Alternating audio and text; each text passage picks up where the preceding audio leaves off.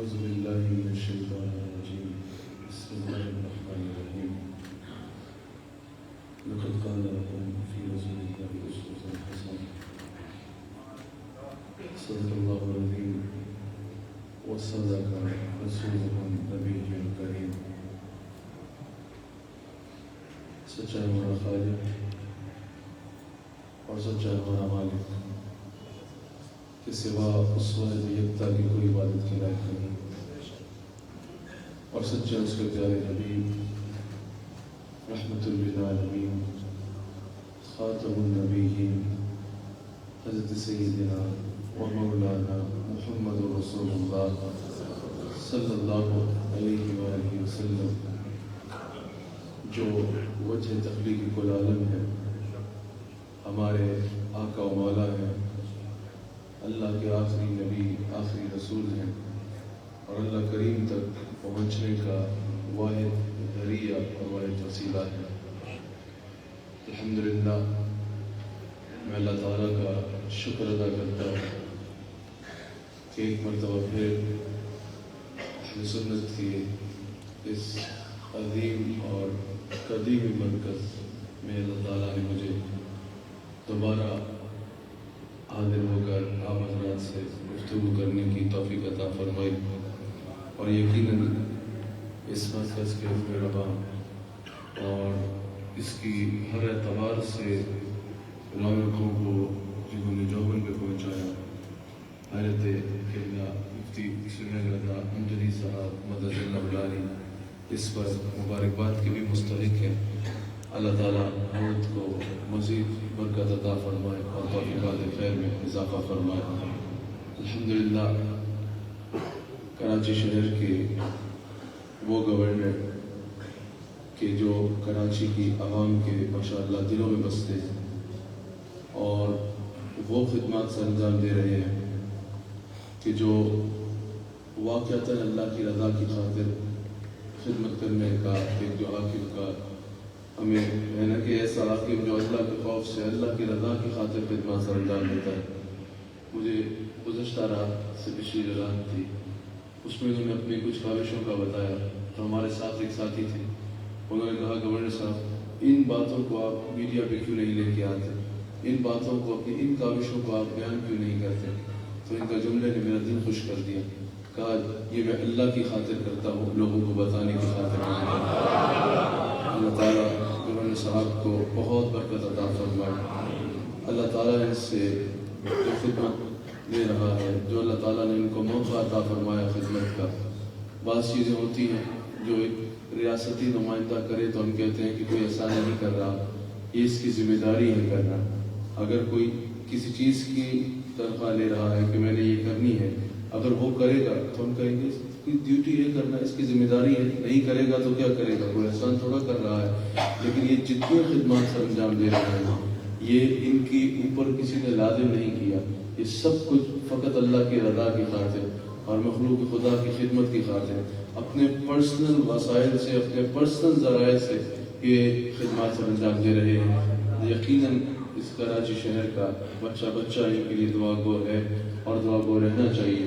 Governor صاحب میں اللہ تعالیٰ کی بارگاہ میں آپ کے لیے دعا کرتا ہوں، اللہ آپ کی توفیقات خیر میں برکت عطا فرمائے اور آپ کو اسی طرح مزید خدمات سر انجام دینے کی توفیق عطا فرمائے۔ مفتی اہل سنت حضرت قبلہ مفتی عامر صاحب مدد اللہ علی بھی تشریف فرما ہے۔ یقیناً یہ مرکز جہاں قائد اعظم محمد علی جناح کے اعتبار سے ذکر کیا مفتی سہیل رضا امجدی صاحب قبلہ نے، اس اعتبار سے بھی اہمیت کا حامل ہے کہ ان کو بھی یہاں آنے کا موقع ملا۔ عید الفطر کی نماز انہوں نے یہاں پڑھی، اور اس مرکز سے میری ایک قلبی محبت کی وجہ یہ بھی ہے کہ عقائد اور نظریات میں ہمارے امام اور پیشوا امام اہل سنت امام احمد رضا خان بریلوی رحمۃ اللہ تعالیٰ علیہ کے بارے میں مفتی صاحب نے بتایا کہ جب وہ حج کے سفر پہ جا رہے تھے، جب یہاں قیام ہوا تو انہوں نے بھی اس مسجد میں نماز ادا کی تھی۔ الحمدللہ اعلیٰ حضرت ہمارے امام ہیں،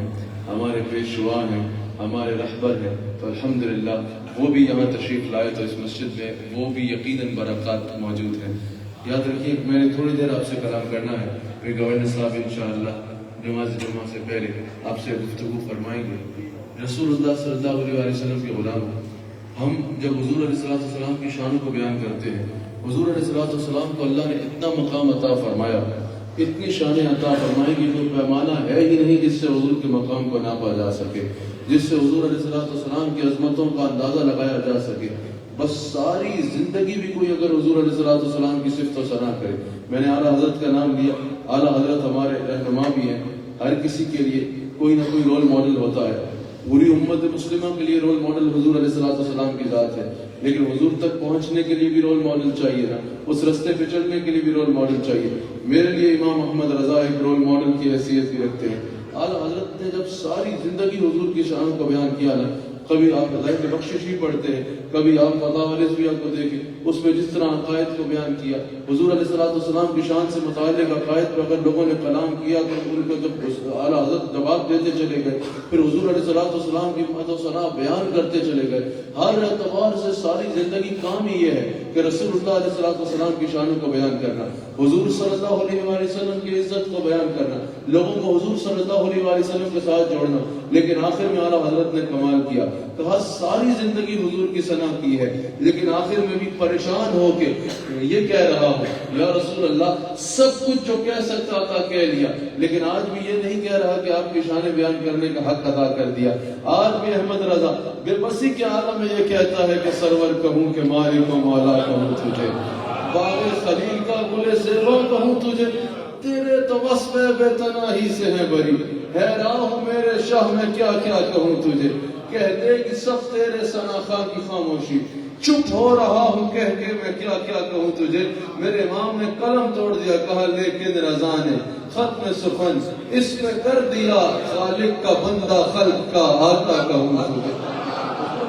اللہ نے بے شمار شانیں عطا فرمائی ہیں، اتنی شانیں عطا فرمائی ہیں کہ جن کا احاطہ کوئی کر ہی نہیں سکتا۔ وَلَلْآخِرَةُ خَيْرٌ لَكَ مِنَ الْأُولَىٰ، اور مفسرین فرماتے ہیں کہ اللہ نے کوئی قلم ایسا بنایا ہی نہیں ہے جس سے مخلوق کے لیے کوئی ایسا قلم ہے ہی نہیں، مخلوق میں کسی کے پاس کوئی ایسا قلم ہے ہی نہیں جس سے کما حق ہو حضور علیہ السلام کی عزت بیان ہو سکے، اور مخلوق میں کسی کی زبان ایسی ہے ہی نہیں جو کما حق ہو حضور علیہ السلام کی عزت کو بیان کر سکے۔ بس بعد از خدا بزرگ تو ہی قصہ مختصر۔ اب حضور علیہ السلام کی اتنی شانوں میں سے ایک اہم ترین شان یہ بھی ہے کہ گورنر صاحب جب ہمارے اکابر بیٹھتے ہیں، میں نے اپنے پیر و مرشد کو دیکھا، اور اہل سنت کے جتنے اکابر ہیں یا اہل اسلام جب پوری دنیا میں، یہ تو کراچی ہے، یہاں لوگوں کے مسلم کنٹری میں مسائل اور ہوتے ہیں، انٹرنیشنلی جو لوگ دین کی خدمت کر رہے ہیں، میری کنورٹڈ مسلم سے ملاقات ہوتی ہے، کنورٹڈ مسلمز کے ساتھ میرا ڈائلاگ ہوتا ہے، جب کوئی ملتا ہے، میں انٹرنیشنلی ٹریول کرتا ہوں جب خدمت دین کی خاطر، تو میری کوشش ہوتی ہے گورنر صاحب کہ میں کنورٹڈ مسلمز کو ڈھونڈوں، ان سے ملوں اور ان سے پوچھوں کہ بتاؤ تم نے اسلام کیوں قبول کیا، اور جب تم نے اسلام قبول کیا تو تم نے اگر تقابلی جائزہ لو تو اسلام کو دیان عالم میں کس طرح مختلف پایا۔ تو جب ہم رسول اللہ صلی اللہ علیہ وسلم کی سیرت کی بات کرتے ہیں، حضور علیہ السلام کی بات کرتے ہیں، تو گورنر صاحب ہمارے پاس یہ مجھے نان مسلمز نے بھی کہا کہ یہ ایک ہم نے اہم ترین چیز دیکھی حضور علیہ السلام کی سیرت کی اہم ترین چیزوں میں سے ایک چیز یہ کہ اگر مسلمان کسی مسلم اسکالر کے پاس لیڈر کے پاس کوئی اسلام سیکھنے آتا ہے، ہم اس کو کہتے ہیں کہ حضور علیہ السلام کی سیرت کو دیکھو، یہ تو سمجھ میں آتا ہے۔ کوئی پوچھے بھی نماز کیسے پڑھنی ہے، ہم کہتے ہیں حضور علیہ السلام کی سیرت طیبہ کو دیکھو، یہ تو سمجھ آتا ہے۔ کوئی احکام شریعت میں سے کچھ پوچھے، ہم اس سے کہتے ہیں حضور علیہ السلام کی سیرت طیبہ کو دیکھو، یہ تو سمجھ آتا ہے، نبی ہے انہی سے سیکھنا ہے۔ لیکن کہاں ہم حیران اس بات کے ہوتے ہیں، اگر کوئی ڈاکٹر آئے وہ کہے کہ میں نے اچھا ڈاکٹر بننا ہے، اسے جواب ملتا ہے کہ حضور علیہ السلام کی سیرت کو پڑھ لو۔ اگر کوئی سائنٹسٹ آئے وہ کہے میں نے اچھا سائنٹسٹ بننا ہے، ہم کہتے ہیں اگر تحقیق کے دروازے اپنے ذہن کے لیے وہ کھولنا چاہتے ہو کہ دنیا وہ شہر میں مبتلا ہو جائے تو مصطفیٰ علیہ السلام کی سیرت پڑھ لو۔ یہ صرف ہم یہ نہیں کہہ رہے کہ تو معجزہ ہوگا، ہم نالج گین کرنے کے لیے کہہ رہے ہیں۔ اگر نالج چاہتے ہو، اگر وزڈم دیکھنا چاہتے ہو اپنی فیلڈ میں، اگر دیکھنا چاہتے ہو کہ تو تحقیق کس کو کہتے ہیں، تو محمد رسول اللہ صلی اللہ علیہ وسلم کی حدیث کو پڑھ لو۔ حضور کا علم اور معجزات تو ہے ہی ہے، لیکن یہاں میں حضور علیہ السلام کا جو علم ہے، حضور علیہ السلام کا جو ویژن ہے، حضور علیہ السلام کا جو وزڈم ہے، جس کی دنیا دیوانی ہوئی ہے، اس کی بات کر رہا ہوں۔ اگر کوئی ہمارے پاس جج آئے کہ میں اچھا جج بننا چاہتا ہوں، تو ہم اس کو کہتے ہیں کہ حضور علیہ السلام کی سیرت طیبہ کو پڑھ لو. کوئی وکیل آئے کہ میں لا کو صحیح سے سمجھنا چاہتا ہوں اور حقیقت انصاف کی عملی تصویر دیکھنا چاہتا ہوں, ہم کہتے ہیں حضور علیہ السلام کی سیرت طیبہ کو پڑھ لو. کوئی جو اگر ہمارے پاس پولیٹیشین آ جائے تو ہم اس کو کہتے ہیں کہ اگر واقعتاً سیاست صحیح سے کرنا چاہتے, پولیٹکس ایسی کرنا چاہتے ہو جس سے تم اپنی ریاست کو بلند قوم بناؤ, اپنی قوم کی خدمت کرنا چاہتے ہو, حضور علیہ السلام کی سیرت طیبہ کو پڑھ لو. کوئی ڈیفنس پالیسی کا ہمارے پاس جرنل آئے تو ہم کہتے ہیں سپہ سالار اعظم محمد رسول اللہ صلی اللہ علیہ وسلم کی سیرت طیبہ کو پڑھو. اگر ہمارے پاس کوئی فیملی پلاننگ والے ہیں کہ بھائی باپ کو کیسے رہنا ہے, بیٹے کو کیسے رہنا ہے, شوہر کو کیسے رہنا ہے, بیوی کو کیسے رہنا ہے, ہم کہتے ہیں محمد رسول اللہ صلی اللہ علیہ وسلم کی سیرت طیبہ کو پڑھ لو. اگر ہمارے پاس دنیا کے کسی شعبے کا مطلب اکانومسٹ آئے کہ میں اکانومی کو سمجھنا چاہتا ہوں, دعا کریں کہ میں اکانومسٹ اچھا بن جاؤں, ہم کہتے ہیں دعا بھی کرتے ہیں لیکن اگر بہترین اکانومسٹ بننا چاہتے ہو تو محمد رسول اللہ صلی اللہ علیہ وسلم کی سیرت طیبہ کو پڑھ لو.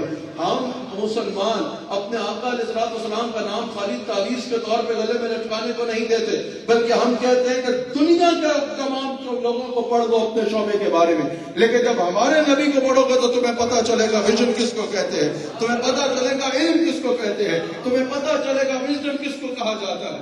اور مزے کی بات یہ ہے دنیا کے ان تمام شعبات جو میں نے نام لیا اور اس سے زیادہ جتنے شعبات ہیں دنیا میں, جس بندے جس فیلڈ کا بھی بندہ رسول اللہ صلی اللہ علیہ وسلم کی سیرت کو پڑھتا ہے اپنی فیلڈ کے متعلق وہ آغوش حیرت میں مبتلا ہو جاتا ہے. اس کو لگتا ہے کہ حضور علیہ السلام کی ساری تعلیمات اس کی رہنمائی کرتی نظر آ رہی ہیں. ہر شعبے میں میرے آقا علیہ السلام کی سیرت اتنا کمپلیٹ کوڈ آف لائف ہے, مکمل ضابطہ حیات ہے, ہر چیز میں اتنی کامل اور تفصیلی رہنمائی فراہم کرتی ہے کہ جس واک آف لائف کا بندہ, شعبات زندگی میں سے جس شعبے کا بندہ میرے نبی صلی اللہ علیہ وسلم کی سیرت کو پڑھے گا اس کو اپنے شعبے کے بارے میں میرے آقا علیہ السلام کی سیرت کی بھرپور رہنمائی ملے گی. ہم تمام مذاہب کا جو ہے گورنر صاحب بیٹھے ہیں ماشاءاللہ, یہ پورے ملک کے گورنر ہیں, اس ملک میں رہنے والے ہر مسلک اور ہر مذہب کے گورنر ہیں, پورے ملک کی عوام کے گورنر ہیں. ہم جو ہے کسی پہ لان تان نہیں کرتے, کسی پہ تنقید نہیں کرتے, لیکن اپنے آقا علیہ السلام کی شان بیان کرتے ہوئے ہم یہ الحمدللہ سر اٹھا کے کہہ سکتے ہیں کہ ہمارا مذہب ہمیں ہفتے میں ایک بار یا دن میں 5 بار یا دن میں ایک مرتبہ عبادت گاہ میں گزار کے ایک رسم کروا کے بھیج نہیں دیتا کہ بس مذہبی ذمہ داری پوری ہے, اب بازار میں جیسے بیٹھنا ہے بیٹھو, دنیا میں جیسے رہنا ہے رہو. نہیں, ہمارا دین جب ہمیں بلاتا ہے تو ہمارے زندگی کے جس شعبے سے ہم تعلق رکھتے ہیں, ہمارے نبی صلی اللہ علیہ وسلم ہمیں اس شعبے کے بارے میں بھی اتنی خوبصورت تعلیم دیتے ہیں کہ اگر وہ اس رستے میں چلے تو اپنے شعبے میں اس سے کامیاب انسان نہیں ہو سکتا. تاجر میرے نبی علیہ السلام کے انداز تجارت کو دیکھا جو حضور علیہ السلام نے اعلان نبوت سے پہلے مثال قائم فرمائی, اور تاجر کے لیے جو حضور علیہ السلام نے اصول بیان فرمائے.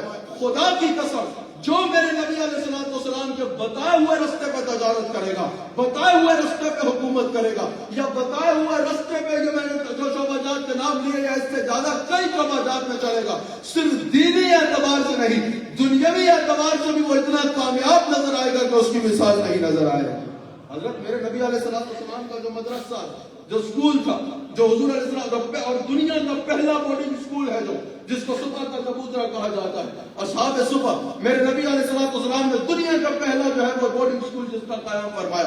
میرے آقا علیہ السلام کے اس مدرسے سے نکلنے والا کیا صرف مسجد کا خطیب بنتا تھا, کیا صرف مبلغ بنتا تھا, کیا صرف مفتی بنتا تھا؟ نہیں, مفسرین صحابہ بھی اسی مدرسے سے آئے, محدثین صحابہ بھی اسی مدرسے سے آئے, علماء صحابہ تمام صحابہ عالم ہیں, لیکن جو فتویٰ دینے والے فقہا تھا وہ بھی اسی مدرسے سے آئے, گورنر بھی اسی مدرسے سے آتے تھے, اس کے حاکم بھی اسی مدرسے سے آتے تھے, چیف جسٹس بھی اسی مدرسے سے آتا تھا. یعنی میرے آقا علیہ السلام کی تعلیمات صرف نماز, روزہ, حج کیسے کرنا ہے یہی نہیں بیان کرتی تھی, تمام شعبات کا زندگی کا احاطہ جو ایک ذات کرتی ہے اس ذات کو سیدنا محمد رسول اللہ صلی اللہ علیہ وسلم کہا.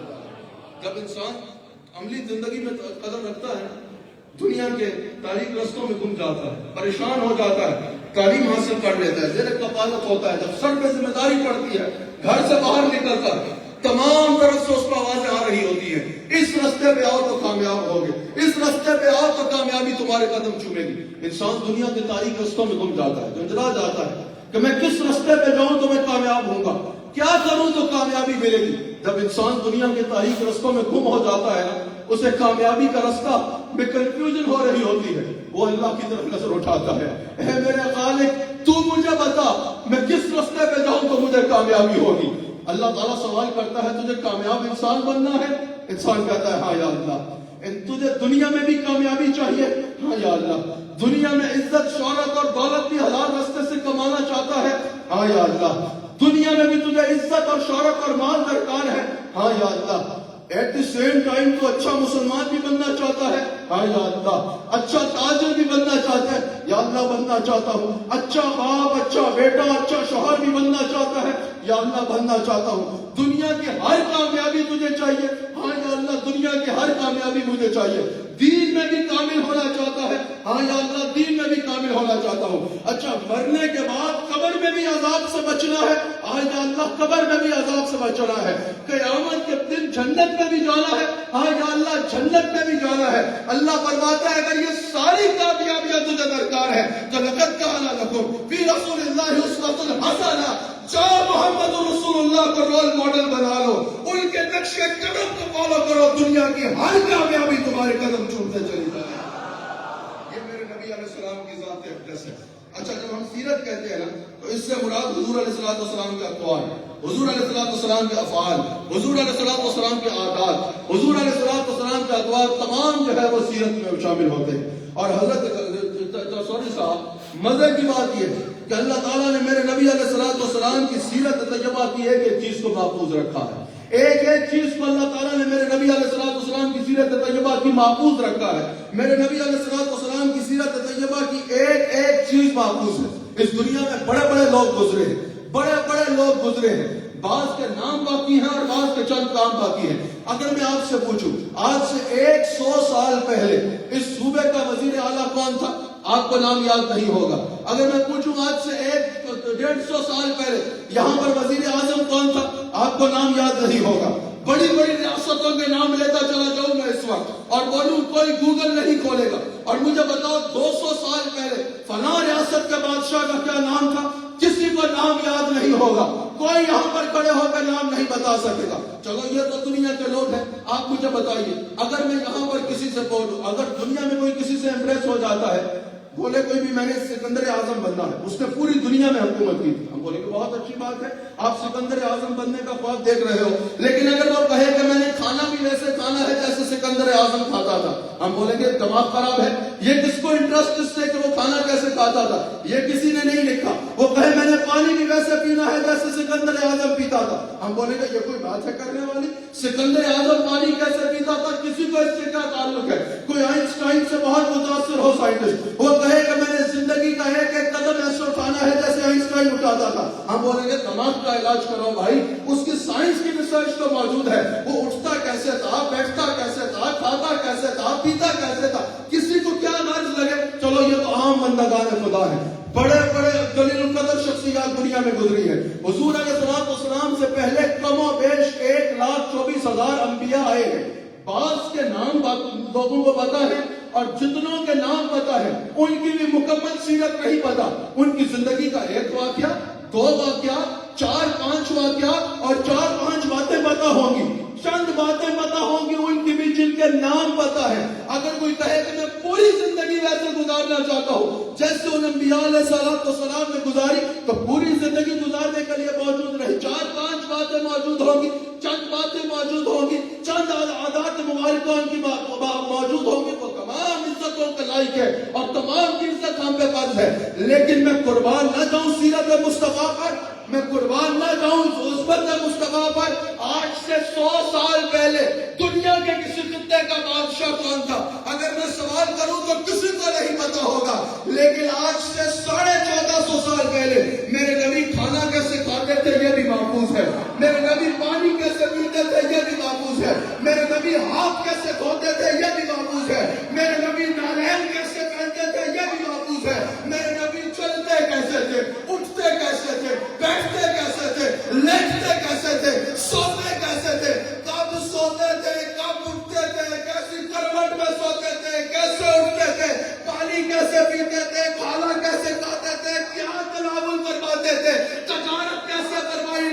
نبوت سے پہلے قانون کیسے نافذ کیا، یہ سب کا سب آج موجود ہے۔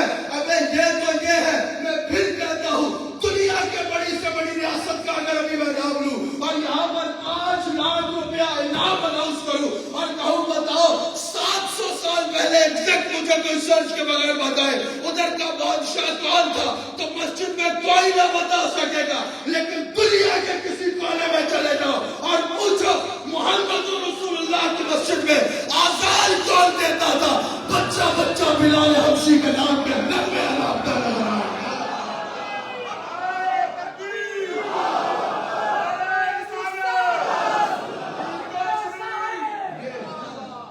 جب حضور کی بات ہو رہی ہو تو صرف حضور کے نعرے لگایا کرو، اور دربار کا نعرہ لگانا ہے تو مدینہ شریف کا نعرہ لگایا کرو، جس کے صدقے سے قائم ہے ہر آستان، جس پہ قربا ہے تقدیس کون و مقام، آستانے تو بے شک بہت ہے مگر وہ کرم آفری آستان ہے۔ یہ وہ جگہ ہے جدھر میرے آقا نعمت، میرے امام، میرے ہادی و رہنما، میرے پیشوا، امام اہل سنت امام محمد رضا خان کی تشریف لائے ہیں۔ تو اعلیٰ حضرت نے یہ سکھایا ہے اگر اپنی بات کرنی ہو نا تو اپنے نغمے نہ الاپو، اگر اپنی بات اپنی تعریف کروانے کا شوق بھی آ جائے تو یہ کہو کیسے آقاؤں کا بندہ پردا۔ بولو نا یار، یہاں سارے اعلیٰ حضرت والے بیٹھے ہیں، ایک بار ہاتھ اٹھا کے بولو کیسے آقاؤں کا، مزہ آ جائے گا۔ اعلیٰ حضرت والا ہاتھ اٹھائے، اعلیٰ حضرت والا ہاتھ اٹھائے اور میرے ساتھ کہے کیسے آقاؤں کا بندہ ہوں رضا، بول مارے میری سرکاروں کے۔ آخری 1 منٹ میں جس میں نے اپنی بات کو ختم کرنا، صرف یہ نہیں کہ میرے نبی علیہ السلام کی سیرت طیبہ محفوظ ہے، بلکہ آج 1.5 ارب کے قریب لوگ اس کو اڈاپٹ کر رہے ہیں، اس پہ ایک پوری سویلائزیشن قائم ہے اور دنیا یہ ماننے میں مجبور ہو رہی ہے۔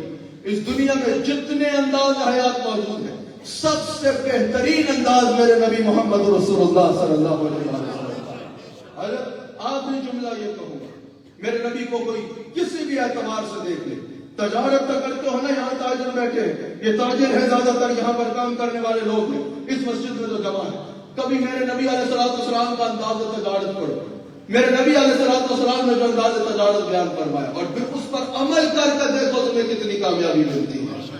آخری بات، گورنر صاحب تشریف فرمائے، میرے نبی علیہ السلام نے اس دنیا کو جو تحفے دیے ان میں سے بڑے تحفوں میں سے ایک تحفہ یہ بھی ہے کہ میرے نبی علیہ السلام نے ایک ایسا عادلانہ نظام قائم کر کے دکھایا جہاں عدل و انصاف کی خالی بات نہیں ہوتی تھی بلکہ اس کی اپنی تصویر نظر آتی تھی، عملاً عدل و انصاف نظر آتا تھا۔ اور میرے نبی علیہ السلام کو گورنر صاحب ایز اے جج، as a Qazi, as a منصف اپنے تو اپنے ہیں غیر بھی مانا کرتے تھے۔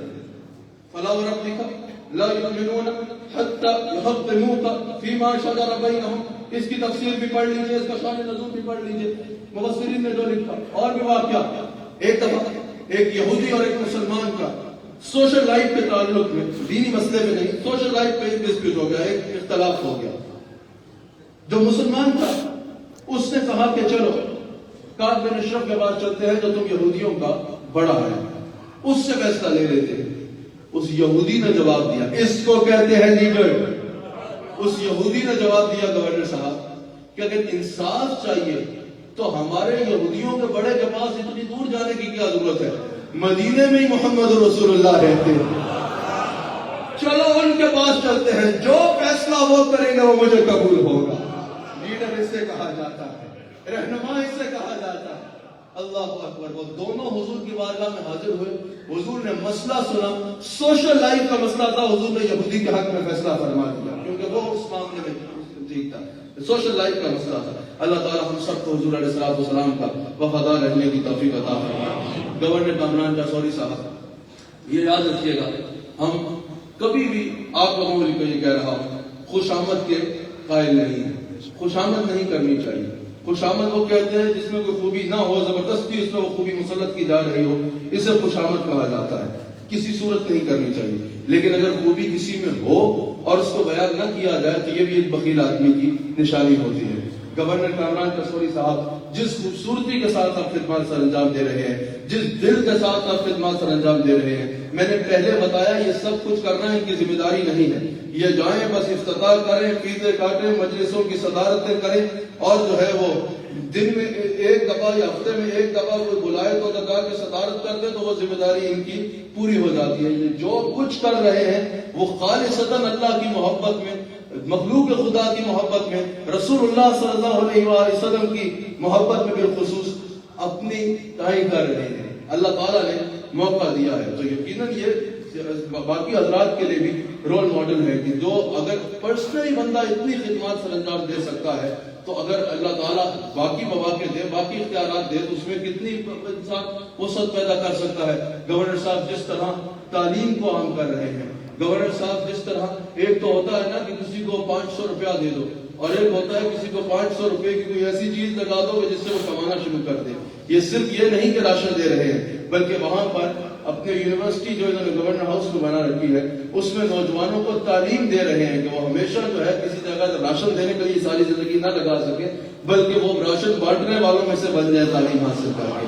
پھر یہ جس طرح کراچی شہر میں اگر انہیں یا سندھ میں کوئی بتا دے، کوئی کہے نہیں کہ تم نے یہ کرنا ہے اور پھر یہ سر پکڑ کے بیٹھ جائیں گے میرے سر مصیبت پڑ گئی، کوئی کہے نہیں، ان کو خود پتہ چل جائے کہ کہیں کوئی تکلیف میں ہے، کہیں کوئی مصیبت میں ہے، یہ گورنر ہاؤس اٹھتے ہیں اور جا کے اس کی مشکل کو حل کرتے ہیں۔ میں ایک دفعہ رات 2 بجے گیا تو میں سمجھا کوئی جلسہ ہو رہا ہے، گورنر صاحب باہر کھڑے ہیں، میں نے کہا حضرت خیر تو ہے، آپ رات کے اس ٹائم باہر، وہاں ایک مجمع لگا ہوا تھا، اور کہا کہ یہ وہ لوگ ہیں جن کی کوئی سنتا نہیں، رات کے اس وقت اگر یہ پریشانی میں آ کے بیل بجائے میں موجود ہوں تو میں خود باہر آ جاتا ہوں۔ اللہ تعالیٰ ان کو اس وقت برکت عطا فرمائے، اللہ تعالیٰ گورنر کامران رضوی صاحب کی توفیقات خیر میں اضافہ فرمائے، اللہ تعالیٰ ان کو مزید خدمات سر انجام دینے کی توفیق عطا فرمائے انشاءاللہ۔